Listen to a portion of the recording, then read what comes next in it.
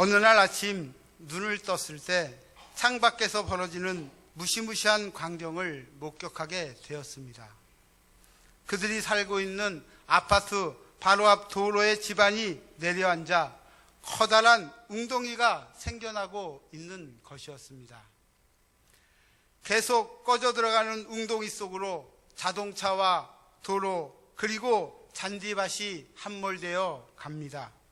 그 다음은 아파트가 무너질 차례입니다. 이것은 플로리다의 한 아파트에서 아침에 주민들의 눈앞에서 일어난 현상입니다. 이렇게 함몰되는 웅덩이를 싱크홀이라고 부릅니다. 사전에서는 땅 속에 있는 암석이 침섭되거나 동굴 등이 무너지면서 집안 위의 힘을 이기지 못하고 땅이 꺼지는 현상이라고 정의합니다. 이렇게 싱크홀이라고 불리우는 사건이 우리나라에서도 여러 군데서 또 여러 곳에서 일어나고 있습니다.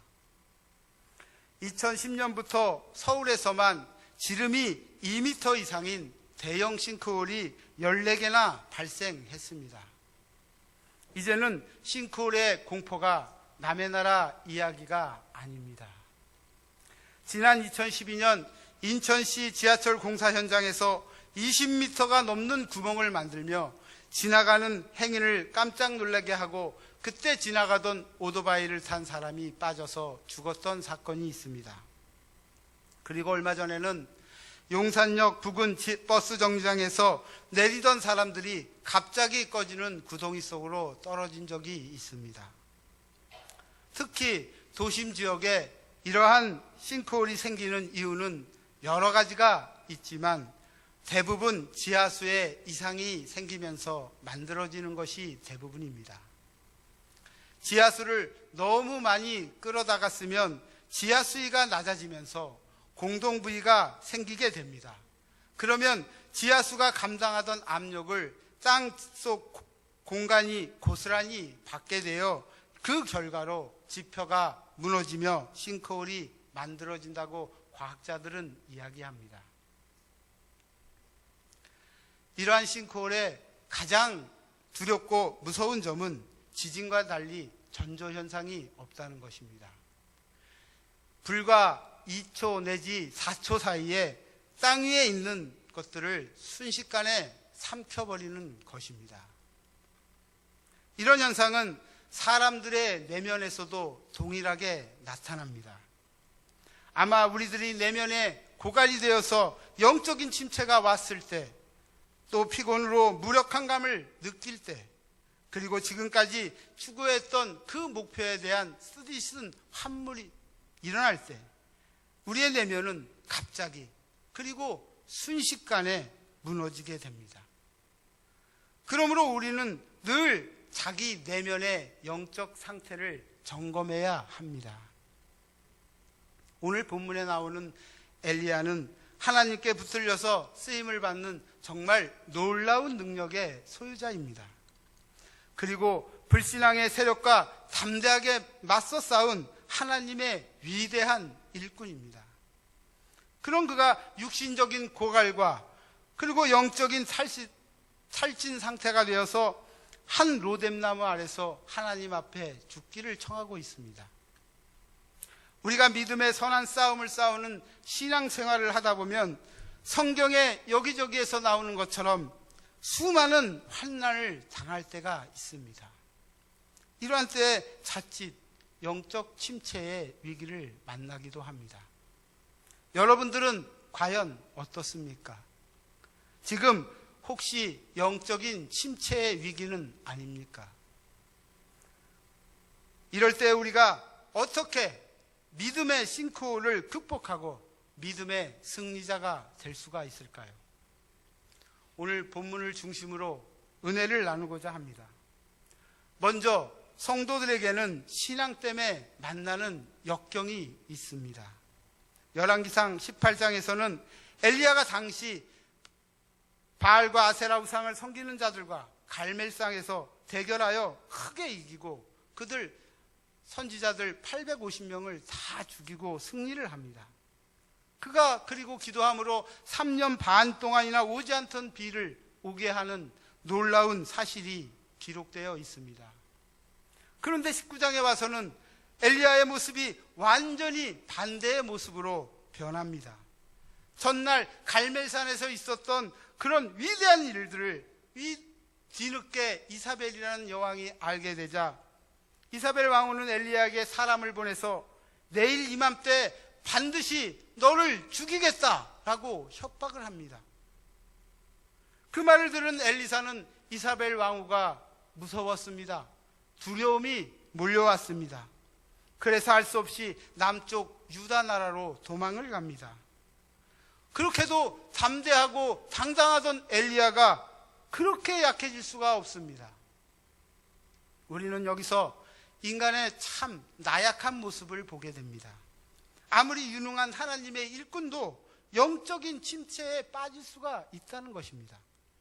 그러나 우리가 분명히 깨달아야 할 것은 엘리야가 지쳐서 쓰러진 것으로 그것이 모두 다 그냥 그대로 끝나는 것이 아니라는 것입니다. 하나님께서 그를 다시 붙잡아 일으켜 주시고 또 그에게 새 힘을 주시고 또 능력을 주셔서 새로운 사명을 끝까지 잘 감당케 하셨다는 것입니다.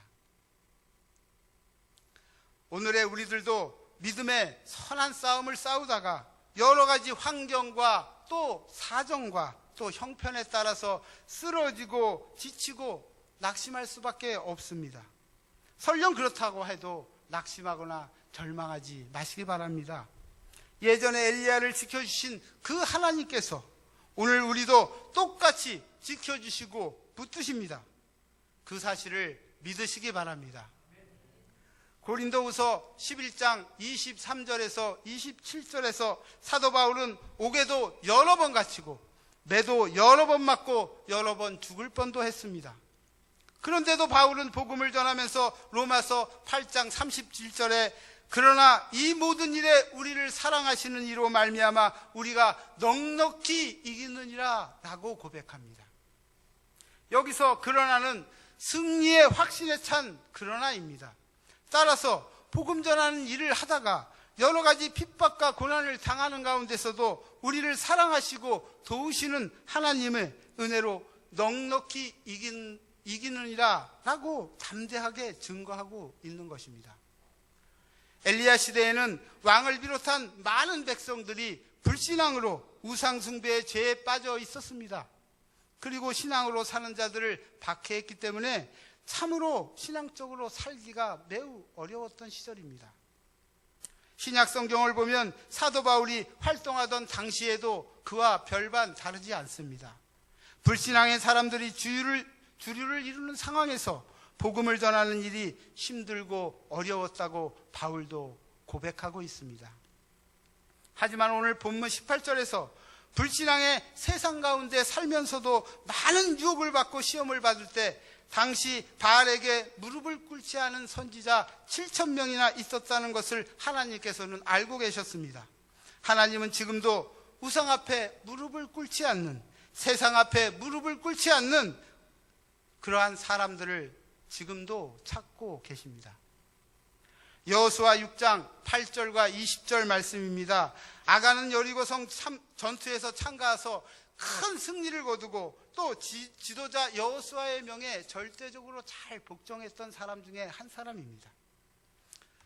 또 승리를 경험한 믿음의 용사이기도 했습니다.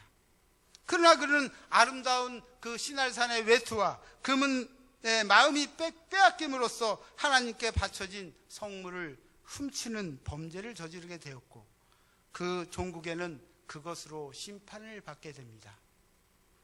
이와 같이 하나님은 성도들이 물질의 시험 앞에 아간처럼 무릎 꿇지 않는 자를 원하십니다.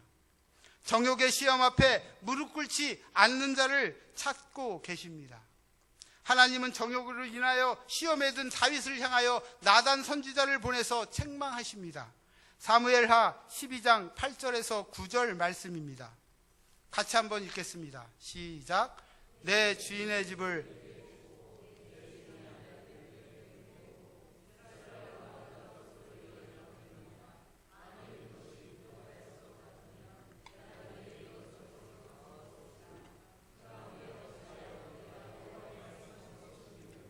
나 보기에 악을 행하였느냐? 내가 칼로 햇사람 우리아를 치되 암몬 자손의 칼로 죽이고 그의 아내를 빼앗아 내 아내로 삼았도다. 또한 하나님은 불의를 행하기를 요청하는 시험 앞에서 무릎 꿇지 않고 믿음의 정절을 지키는 자들을 찾고 계십니다. 엘리야처럼, 바울처럼 이 땅에서 하나님 나라를 세우기 위해 복음 전하는 일을 위해 선한 싸움을 싸우는 자들을 찾고 계십니다. 세상에는 참으로 여러 가지 고난이 있습니다. 성도들이 신앙을 지키기 위해서 고난을 당할 때, 주님과 몸된 교회를 위해 또 복음을 위해서 믿음의 선한 싸움을 싸다가 애매하게 고난당하는 것을 보시고 하나님께서는 같이 고통 중에 계십니다. 그리고 아파하십니다. 그리고 우리를 바라보시면서 기뻐하시고 그 상을 절대 잊지 않고 보상해 주시는 그러한 분이십니다. 두 번째입니다. 하나님은 신앙으로 인해 고난을 당하는 성도를 도우시는 분입니다. 성도들이 하나님을 경외하는 신앙으로 인해서 고난을 당할 때 결코 나 혼자 당한다고 생각하지 마시기 바랍니다. 우리의 고난을 하나님께서는 아실 뿐 아니라 그 자리에 저와 같이 계시기 때문입니다. 욥은 사단의 시험으로 인해 큰 고난을 받으면서 자신이 무엇 때문에 그처럼 혹독한 시험을 당하는지 알 수가 없었습니다. 하지만 그런 상황에서도 믿음으로 이런 고백을 합니다. 욥기 23장 10절 말씀입니다. 그러나 내가 가는 길을 그가 아시나니 그가 나를 단련하신 후에는 내가 순금같이 되어 나오리라. 아멘.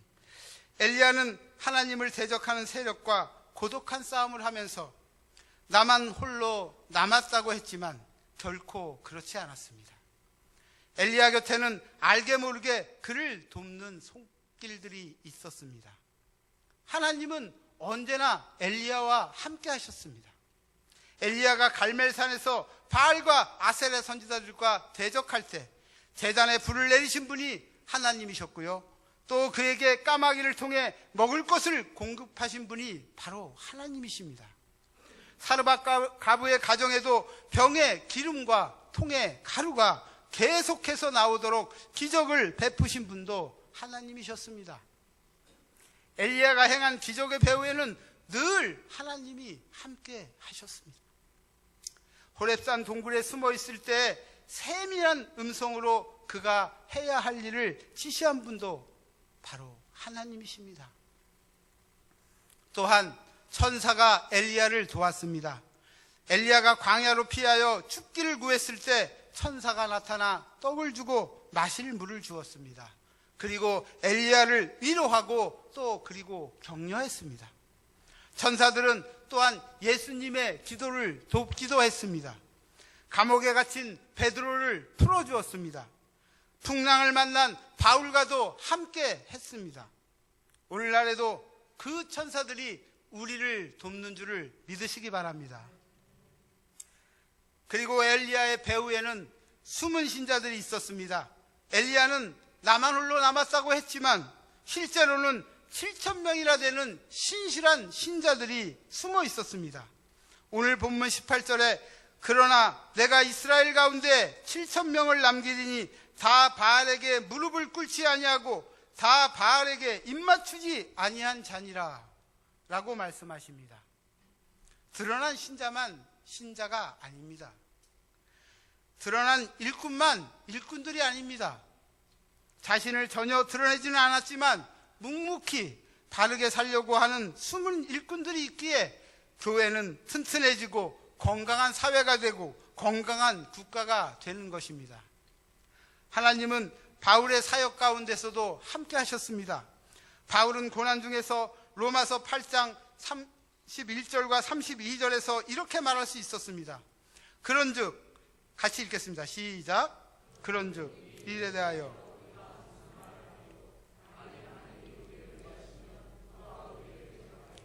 자기 아들을 아끼지 아니하시고 우리 모든 사람을 위하여 내주신 이가 어찌 그 아들과 함께 모든 것을 우리에게 주시지 아니하겠느냐.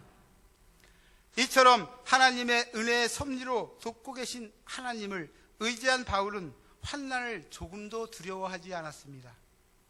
정경주 사모는 하나님이 하셨어요라는 그녀의 책에서 하나님의 놀랍고 기이한 역사와 도우심을 간증하고 있습니다. 그녀가 당한 삶의 모든 순간은 사람이 행한 것이라고는 도저히 믿을 수 없는 놀라운 일들의 연속이었습니다. 그녀는 모든 일을 이야기하는 내내 하나님이 하셨어요 라는 말을 쉬지 않고 고백합니다. 그리고 우리에게도 똑같은 도전을 던집니다. 하나님의 손에 삶을 온전히 맡기면 하나님께서 모두 다 하실 것이라고 말입니다.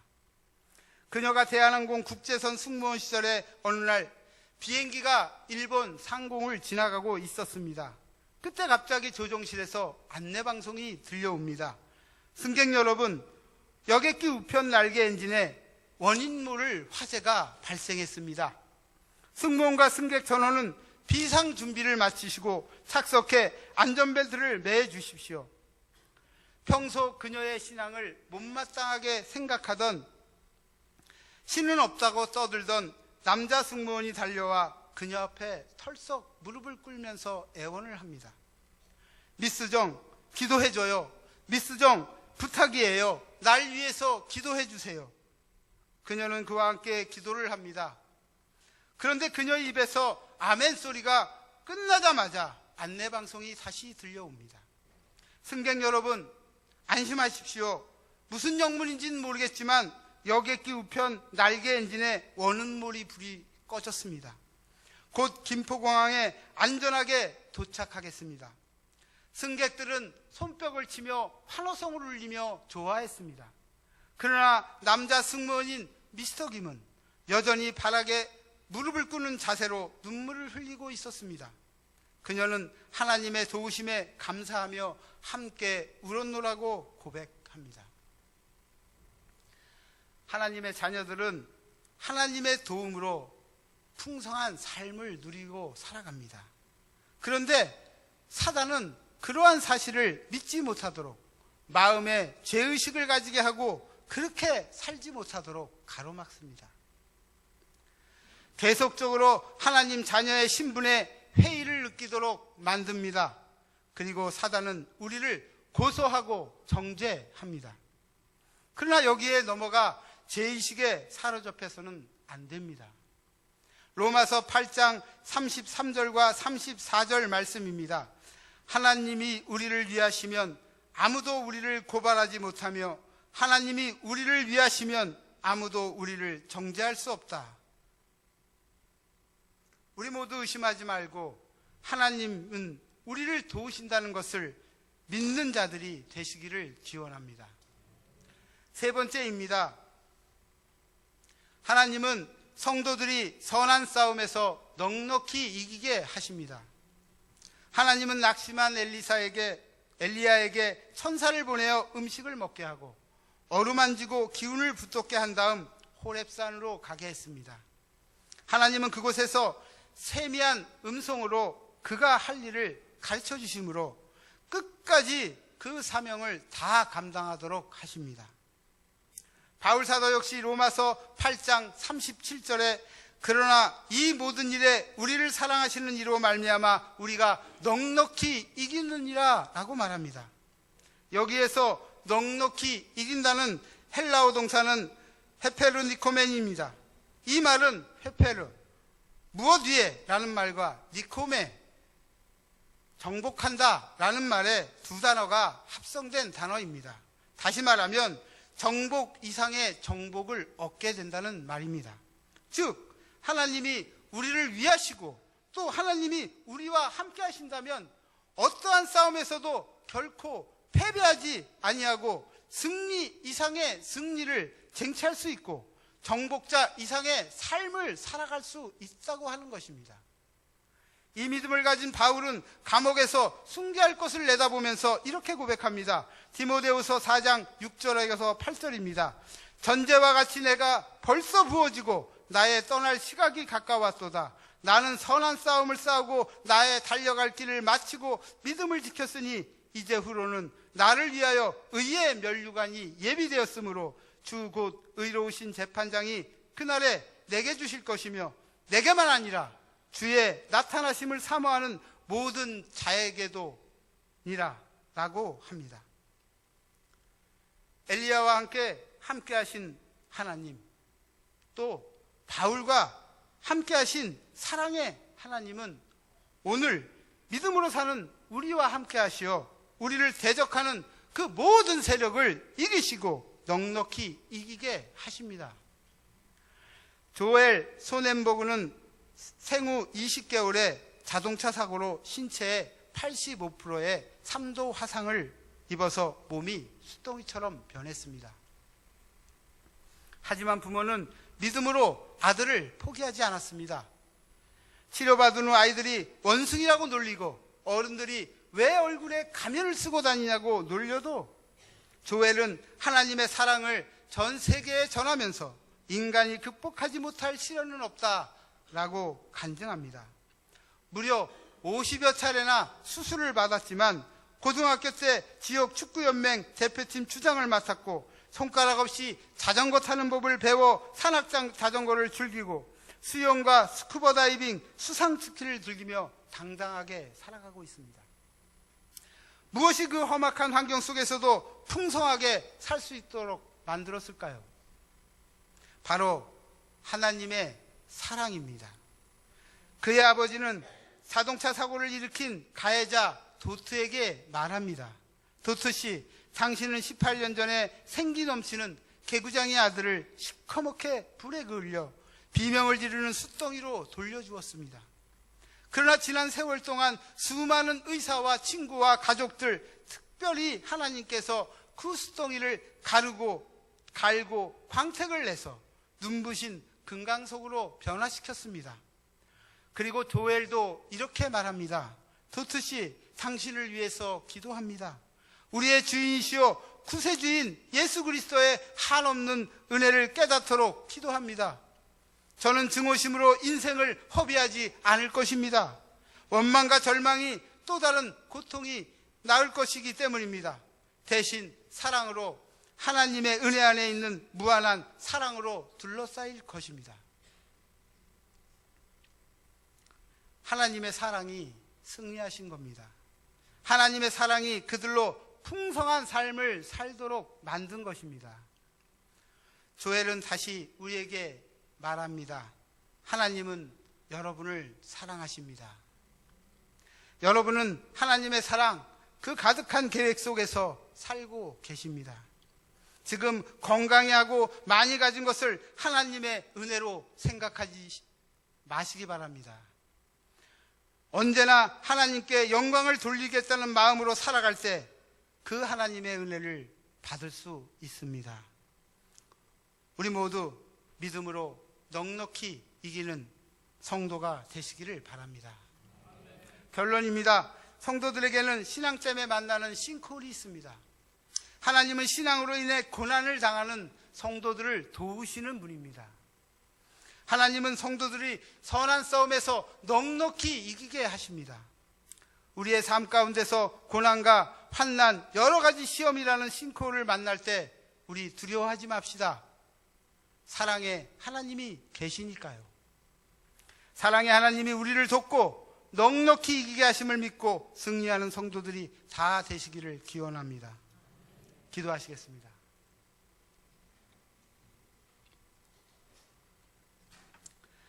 사랑과 은혜가 충만하신 하나님, 우리가 세상을 살아가면서 만나는 역경과 고난들을 주님께서 넉넉히 이기게 하시고 우리를 사랑하시고 어떠한 고난과 환난에서도 도우시는 분임을 믿고 승리하도록 은혜 내려 주시옵소서. 모든 영광 홀로 받으시고 거룩하신 우리 주 예수 그리스도의 이름으로 기도드립니다. 아멘.